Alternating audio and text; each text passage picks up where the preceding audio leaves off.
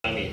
Pertanyaan bisa Anda sampaikan melalui media sosial Sapa Indonesia Pagi dan juga Kompas TV, dan juga melalui nomor telepon di 021 5366 0500. Kita akan terima telepon Anda setiap hari Senin hingga Jumat agar Anda bisa bertanya langsung kepada dokter yang sudah kami hadirkan dari Ikatan Dokter Indonesia. Dan saat ini sudah hadir di studio kami Dr. Muhammad Adib Humaydi, Wakil Ketua Umum Pengurus Besar Ikatan Dokter Indonesia. Selamat pagi, Dok. Selamat pagi, Mas. Kita tetap jaga jarak tentu saja, segala langkah pengamanan.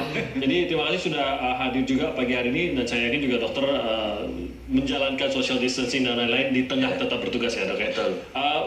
Pertanyaan akan kita buka, jadi Anda bisa menghubungi kami. Anda juga bisa menghubungi melalui media sosial. Nanti kita akan mencoba menjawab, Dok, pertanyaan masyarakat karena dalam beberapa pekan terakhir banyak sekali yang menelpon juga ke Sapa Indonesia Pagi bertanya seputar COVID-19 karena masih banyak yang belum diketahui. Jadi semoga sosialisasi bisa kita lakukan pagi hari ini. Pertanyaan pertama ini dari media sosial yang akan kita tampilkan untuk Anda. Pertanyaan pertama dari pengirim melalui media sosial akun di Zaif 0998. Perbedaan COVID-19 sama flu biasa apa, Dok?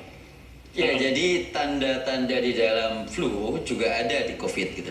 Tapi tidak semua COVID itu ada tanda-tanda flu. Dalam artian begini, ada tanda yang signifikan utama, yang itu yang kemudian kita menjurus ke arah gejala-gejala COVID, yaitu ada batuk. Yang utama, tanda yang paling utama paling sering adalah batuk. Oke, ada batuk tertentu kan atau batuk yang sebenarnya disebutkan juga sekian persen, ya 20% itu batuk yang memang dia produktif.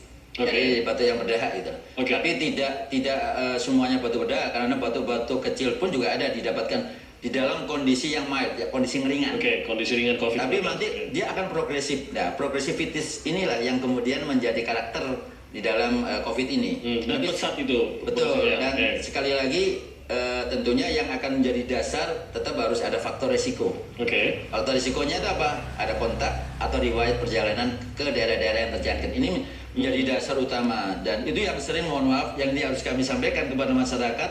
Masyarakat harus jujur mengatakan bahwa dia pernah kontak atau pernah punya riwayat perjalanan, karena ini menjadi dasar pada saat si dokter ini membuat tracing. Apakah ini ke arah COVID ataukah hanya flu atau infeksi saluran pernafasan biasa gitu. Jadi hal yang paling membedakan bukan hanya sebenarnya bisa saja misalkan hidung berair gitu, batuk seperti flu juga bisa, tapi yang membedakan justru dari mana ataupun kontaknya itu. Itu sebenarnya. Itu yang nanti akan ditanyakan oleh dokter biasanya atau petugas kesehatan. Suhu demam tertentu apakah membedakan juga? Ya, jadi ada sekitar 60% dia diikuti dengan demam.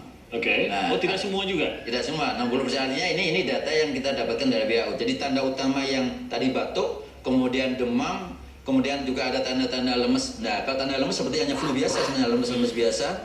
Kemudian kalau yang produktif tadi sekitar hampir 30% tanda-tandanya. Tapi yang paling utama tadi itu dia biasanya diikuti dengan demam. Sesak nafas, apakah pasti juga? Ada sesak nafas, tapi itu kalau umpamanya tidak harus itu pasti ya. Karena progresif, jadi sesak nafas yang progresif gitu. Tapi memburuk dalam gitu kondisi yang dia moderate biasanya. Karena kalau tanda-tanda ringan ya, gejala ringan di awal itu belum tentu selalu harus ada dengan sesak nafas. Tapi pada saat kemudian dia ada progresif batuk, terus kemudian demam dan ada sesak nafas, kita harus kemungkinan bisa ke arah curiga ke COVID, apalagi ada riwayat. Dan ini biasanya terjadi dalam masa inkubasi kah? Atau maksud saya apakah dalam 2 minggu drastis begitu perubahannya dari batuk biasa menjadi lebih buruk, tiba-tiba ada sesak nafas juga? Ini dalam jangka waktu 2 minggu itu? Ya, jadi ada tergantung masing-masing ya, daya tahan tubuh. Tapi progresif mulai dari kontak, kemudian mulai gejala, itu dalam sekian hari, dan kemudian sampai 1 minggu, 2 minggu. Nah, ini ada percepatan yang kemudian terjadi. Nah, itu yang kemudian karakter daripada coronavirus itu seperti itu gitu. Bedanya dengan flu biasa. Kita ke pertanyaan berikutnya. Ini dari Sandi Kresna yang bertanya melalui media sosial Kompas TV. Apa yang harus dilakukan jika di lingkungan kita ditemukan suspek corona? Ya, jadi kalau suspek corona berarti artinya dia mungkin bisa masuk ke arah ODP, ya. Itu maka tentunya bukan berarti kemudian dia positif corona, karena dia pasti perlu ada konfirmasi tesnya. Ya, kalau mamanya ada dalam satu lingkungan kita yang COVID, ya bukan berarti kemudian dia, yang penting dia tahu bahwa dia sudah suspek. Kalau dia tidak ada keluhan atau gejala, ya berarti dia bisa isolasi mandiri di rumah. Tapi kalau dia sudah mulai ada keluhan dan gejala, isolasinya sebaiknya dilakukan di fasilitas kesehatan atau di rumah sakit. Keluhan dan gejala yang sudah harus dirawat di fasilitas kesehatan atau rumah sakit itu apa?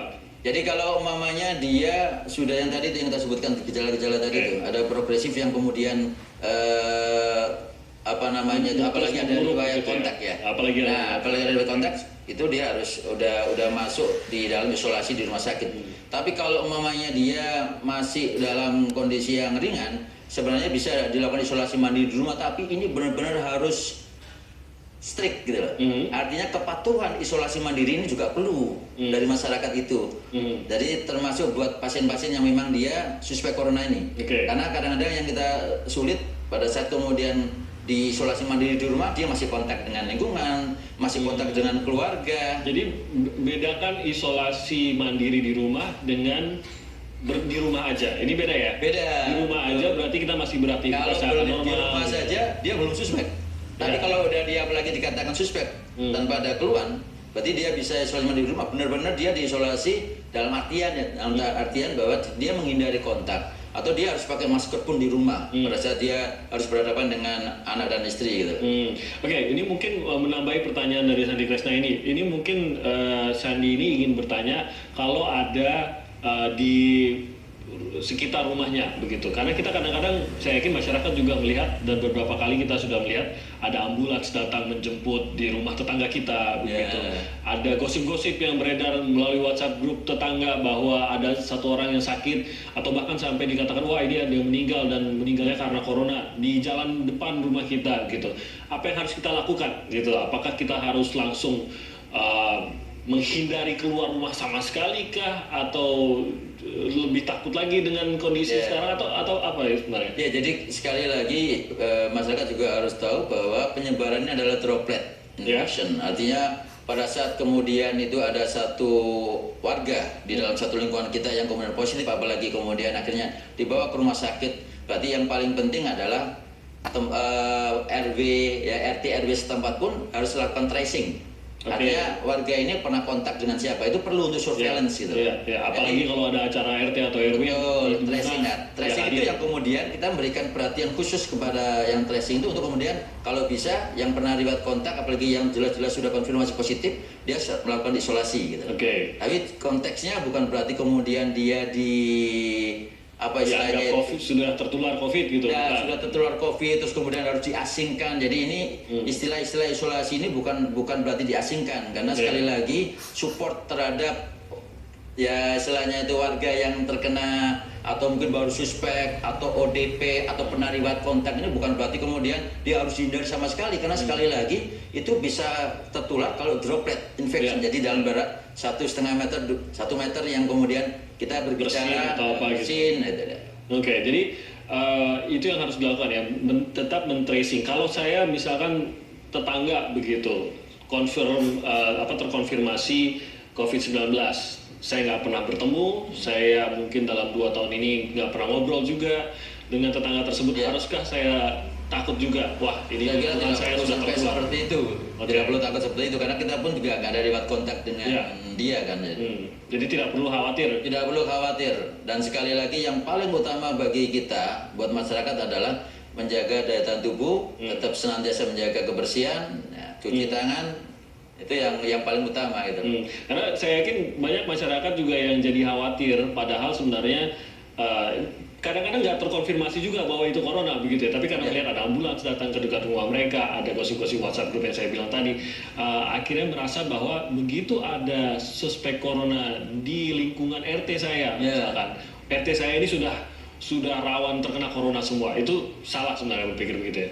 Artinya, nah ini peran dari RT RW. RT RW pun kalau bisa terinformasikan dengan benar informasi terkait dengan coronavirus ini, dan ini sekali lagi kepentingan kita melibatkan ya RT RW adalah dalam konteks untuk kemudian supaya masyarakat juga paham dan supaya masyarakat juga tidak kemudian semakin panik, apalagi ada dalam satu wilayah.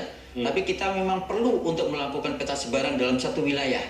Umpamanya dalam satu wilayah RT RW itu dia ada yang jelas positif, maka kita benar-benar harus melakukan tracing, kemudian kalau ada gejala-gejala apa harus segera kemudian dibawa ke rumah sakit pada orang-orang tertentu di wilayah itu. Karena sekali lagi ini perlu untuk kemudian membuat peta sebaran daripada coronavirus. Oke, jadi reaksinya bukan dengan ketakutan, tapi reaksinya langsung melakukan tracing itu tadi melalui RT RW. Kita ke pertanyaan berikutnya dari Ali Fajria Rahman. Kapan ODP boleh memeriksakan diri ke rumah sakit rujukan? Jika ada riwayat kontak terutama. Oke. Jadi kalau ODP ya kemudian riwayat kontaknya jelek dan kemudian dia mulai ada keluhan, sebaiknya dia memang kemudian baru ke rumah sakit rujukan. Tapi kalau hanya ODP saja, tapi dia riwayat kontak pun kalau ada tapi tanpa ada keluhan, sebaiknya dia melakukan isolasi secara mandiri atau kemudian dia mengobservasi dirinya dalam jangka waktu mungkin 14 hari untuk melihat apakah ada hal-hal yang muncul gejala-gejala yang mengarah ke arah COVID. Oke, kalau sekarang kan kita melihat misalkan menaiki kendaraan umum, ya ada beberapa video yang suka di-share juga seorang yang sudah terkena corona, dia batuk atau bersin ke tangan lalu memegang tiang, lalu kita memegang tiang yang sama. Ini kan sebenarnya kita tidak ada riwayat kontak yang kita ketahui ke dokter dengan seseorang yang sudah terpapar virus corona. Apakah kalau saya terbiasa mengambil kendaraan umum atau menggunakan kendaraan umum, lalu saya mulai ada gejala, apakah saya bisa langsung meminta untuk memeriksa atau sebaiknya saya langsung memeriksakan diri ke rumah sakit rujukan atau bagaimana? Ya, paling tidak kemudian nanti diperiksa oleh dokter, nanti di situ akan dilakukan anamnesa. Apakah ada keluhan-keluhan atau riwayat-riwayat yang kemudian mengarah ke arah COVID itu. Oke. Akan lebih baik memang jika ada hal-hal yang kemudian ada keluhan, sebaiknya kemudian pergi ke dokter untuk berkonsultasi ke dokter. Tapi tidak harus ke rumah sakit rujukan? Tidak harus ke rumah sakit rujukan. Dan sekali lagi, yang paling penting juga adalah proteksi diri bagi kita. Apalagi buat masyarakat yang masih beraktivitas dalam konteks bahwa dia ada kepentingan yang memang mendesak untuk beraktivitas, maka senantiasa tetap menjaga kebersihan, memakai masker ya. Walaupun dia pada saat itu dinyatakan sehat, karena kita tidak tahu di lingkungan kita, karena 80% itu hanya dengan gejala ringan dan asimptomatik karier. Oke. Ini yang paling penting, sehingga mau tidak mau kita sendiri yang menjaga. Dan jangan lupa selalu membawa hand sanitizer. Kalau kita ada kontak nama, kita sebaiknya langsung mencuci tangan kita. Harus menyadari betul apa yang kita pegang begitu ya. Kalau sudah memegang, jangan lupa langsung dibersihkan begitu ya. Agar jangan sampai terjangkit juga. Kita akan kembali lagi di Sapa Indonesia Pagi di segmen Tanya Jawab COVID-19. Anda bisa menanyakan seputar virus corona COVID-19 ini, dan nanti kami akan menerima telepon. Jadi Anda sudah bisa menghubungi kami. Sekali lagi kami ingatkan, Tanya Jawab COVID-19 ini akan kami hadirkan setiap hari Senin hingga Jumat, dan juga akan ada rangkumannya di Sabtu dan Minggu agar Anda bisa menanyakan. Mungkin Anda masih ada sesuatu yang ingin Anda ketahui atau belum Anda ketahui terkait dengan Corona dan COVID-19.